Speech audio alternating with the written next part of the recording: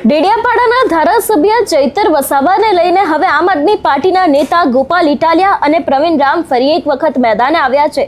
તેમના દ્વારા દરેક વિષયને લઈને ક્યાંક આક્ષેપો કરવામાં આવ્યા છે। શું કહેવામાં આવ્યું છે તેની વાત આ વિડીયોમાં। નમસ્કાર, હું હંસિની અને તમે જોઈ રહ્યા છો નિર્ભય ન્યૂઝ।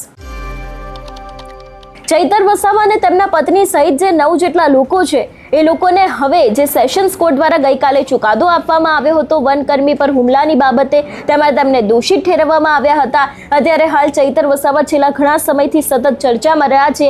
એવામાં હવે ગોપાલ ઇટાલિયા મેદાને આવ્યા છે અને તેમનું એવું કહેવું છે કે જળ, જમીન અને જંગલના હકો માટે લડનારા ચૈતર વસાવાને ભાજપે ષડયંત્રપૂર્વક સજા આપી છે। ચૈતર વસાવાને નહીં, સમગ્ર આદિવાસી સમાજના અવાજને સજા આપવામાં આવી છે। એટલું જ નહીં, ક્યાંક તેમના દ્વારા એવું પણ કહેવામાં આવ્યું છે કે ચૈતર વસાવા સામેનો ચુકાદો હવે જનતાની અદાલતમાં પડકારાશે અને ચૈતર વસાવાને અપાયેલી સજા સામે હાઈકોર્ટથી લઈને લડતા સુધી ક્યાંક લડત આપવા માટે આમ આદમી પાર્ટી તૈયાર છે, એવી વાત પણ તેમના દ્વારા કરવામાં આવી છે। જેટલો ફાસ્ટ ટ્રેક કોર્ટનો ઝડપી ચુકાદો આવતો નથી, એટલો ઝડપી ચુકાદો ચૈતર વસાવાના કેસમાં આવ્યો છે, એવા આક્ષેપો પણ ક્યાંક ગોપાલ ઇટાલિયા દ્વારા મૂકવામાં આવ્યા છે। એટલું જ નહીં, ક્યાંક આ મામલે જે રીતે પ્રવીણ રામ પણ મેદાને આવ્યા છે, તેમના દ્વારા પણ ઘણા બધા આક્ષેપો કરવામાં આવ્યા છે। એવું કહેવામાં આવ્યું છે કે એક ચૈતર વસાવાને જેલમાં પૂરશો તો હજારો ચૈતર વસાવા ઊભા થશે અને જે રીતે અહીંયા એવું પણ કહેવામાં આવ્યું છે કે અંબાજીથી ઉમરગામ સુધીના આદિવાસી હકોની લડતને રોકી શકાશે નહીં અને હવે ક્યાંક ને ક્યાંક જન આંદોલનની લડત લડાશે આમ આદમી પાર્ટી, એવું પણ કરશે, એવી પણ વાત છે તે કરવામાં આવી છે। તમામ આદિવાસી સમાજના સંગઠનોને એક થવા માટેની અપીલ પણ પ્રવીણ રામે કરી છે। સૌથી પહેલા તો આ બંને નેતાઓને સાંભળીએ કે તેમને શું કહ્યું છે। ચૈતર વસાવાનો ગુનો શું?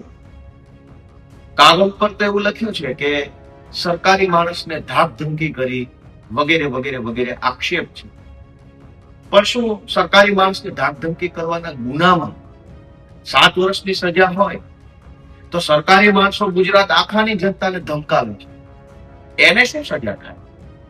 પણ વાસ્તવિક રીતે હકીકત એ છે કે ચૈતર વસાવાનો ગુનો આદિવાસી સમાજને જાગૃત કરવાનો છે। એ જ્યારથી ધારાસભ્ય ચૂંટાયા છે ત્યારથી એ અનેક ગુના કર્યા છે।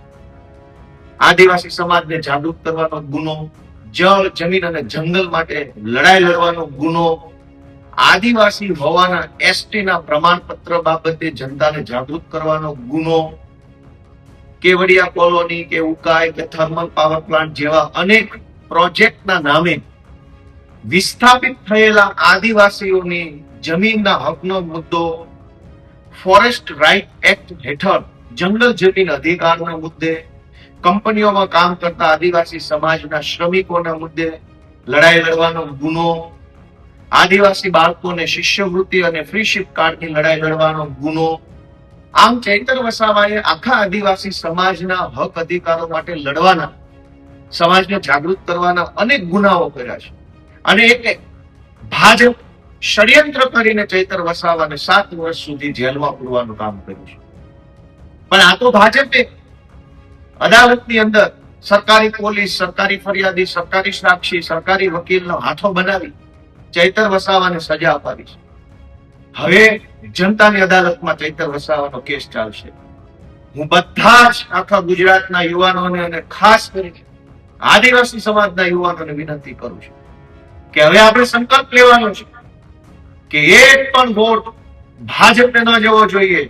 તમામ આદિવાસી યુવાનોએ, આદિવાસી સમાજે બધાએ ભેગા મળી ચૈતર વસાવાની પોતાની પાર્ટી, ચૈતર વસાવાના પોતાના પક્ષ આમ આદમી પાર્ટીને એક વોટ આપી અને ભાજપે કરેલા દગા, ષડયંત્ર અને અન્યાયનો જવાબ આપવાનો છે। ચૈતર વસાવાનો કેસ તાત્કાલિક ચાલી ગયો, તાત્કાલિક સજા, બધું તાત્કાલિક। આટલું જલ્દી તો fast track court, fast track કોર્ટમાં કેસ આટલા જલ્દી નથી ચાલતો। જે અદાલત ફાસ્ટ કેસ ચલાવવા માટે બની છે એ અદાલતમાં પણ 7, 8, 9, 10 વર્ષ સુધી કેસ ચાલે છે, પણ ચૈતર વસાવાને 1 વર્ષની અંદર સજા। આ સજા ચૈતર વસાવાને નથી, આ સજા એવા લોકોને થઈ રહી છે જેના માટે ચૈતર વસાવા લડતા હતા। એ પાછળ રહી ગયેલ, શિક્ષણમાં પાછળ રહી ગયેલ, વેપારમાં પાછળ રહી ગયેલ, નોકરીમાં પાછળ રહી ગયેલ આદિવાસી સમાજની લડાઈ લડતા ચૈતર વસાવાને સજા નથી। પાછળ રહી ગયેલા આદિવાસી સમાજના હજારો યુવાનોને આ સજા થઈ છે. બધા જ યુવાનોને વિનંતી છે કે ચૈતર વસાવાની પાર્ટી, ચૈતર વસાવાનો પોતાનો પક્ષ આમ આદમી પક્ષને વોટ આપવા માટેનો સંકલ્પ લઈને અને ચૈતર વસાવાને ન્યાય અપાવવાની લડાઈ લડવી જોશે. ભાજપે ષડયંત્ર કરી, સરકારી તંત્રનો દુરુપયોગ કરી જે અન્યાય કર્યો છે એની સામે આમ આદમી પાર્ટી જે પણ લડાઈ લડવી પડે, કાયદાની લડાઈ હોય કે સડકની લડાઈ હોય, સંઘર્ષમાં એક ડગલું પાછી નહીં હટે. હાઈકોર્ટ, સુપ્રીમ કોર્ટ, સડક, વિધાનસભા બધે જ લડી અને ચૈતર વસાવાને, આદિવાસી સમાજને અને ગુજરાતની જનતાને આ ભાજપની ગુલામીમાંથી મુક્ત કરાવી અને ન્યાય અપાવશે. જય જય ગરવી ગુજરાત. નમસ્કાર મિત્રો, જય જોહર. આદિવાસી સમાજનો અવાજ કોઈ ન ઉઠાવે, અંબાજીથી ઉમરગામ આદિવાસી સમાજની પીડાઓની વાત કોઈ ન કરે, એટલા માટે માનનીય ચેતરભાઈ વસાવા ઉપર આ ભાજપની સરકારે ખોટો કેસ કરી અને એમની અંદર સરકારી પુરાવાઓ, સરકારી મશીનરી, સરકારી વકીલ આ તમામનો ખોટો દુરુપયોગ કરી અને 7 વર્ષની સજા ફટકારી અને આદિવાસી સમાજના યુવાનનો અવાજ દબાવી દેવાનો એક ખોટો પ્રયત્ન ભાજપની સરકાર દ્વારા થયો છે.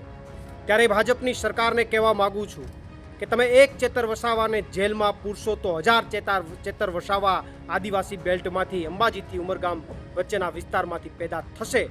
અને અત્યારે આદિવાસી સમાજના તમામ સંગઠનોને હું નમ્ર અપીલ પણ કરું છું કે અત્યારે તમારા સમાજ માટે અવાજ ઉઠાવતો એક ચહેરો એમને જ્યારે ખોટી રીતે ફસાવવાનો પ્રયત્ન થઈ રહ્યો છે, ત્યારે તમામ આદિવાસી સંગઠનોએ તમામ વસ્તુઓ ભૂલી અને બહાર આવવું જોઈએ અને સરકાર સામે મોરચો માંડવો જોઈએ.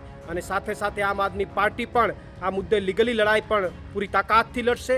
એમાં ઘણા બધા વિકલ્પો છે, એ વિકલ્પોની અંદર પણ આમ આદમી પાર્ટી પૂરી તાકાતથી ચેતરભાઈ વસાવાના સમર્થનમાં લડાઈ લડવાની છે અને સાથે સાથે ગ્રાઉન્ડ ઉપર પણ આમ આદમી પાર્ટી ચેતરભાઈ વસાવાના સમર્થનમાં ઉતરવાની છે. આભાર. પ્રવીણ રામ, પ્રદેશ ફ્રન્ટલ અધ્યક્ષ, આમ આદમી પાર્ટી. આ વિષયને લઈને તમારો શું અભિપ્રાય છે અમને કમેન્ટ કરીને ચોક્કસથી જણાવજો. તેની સાથે અમારી ચેનલ નિર્ભય ન્યૂઝને લાઇક, શેર અને સબસ્ક્રાઇબ કરવાનું ભૂલશો નહીં. નમસ્કાર.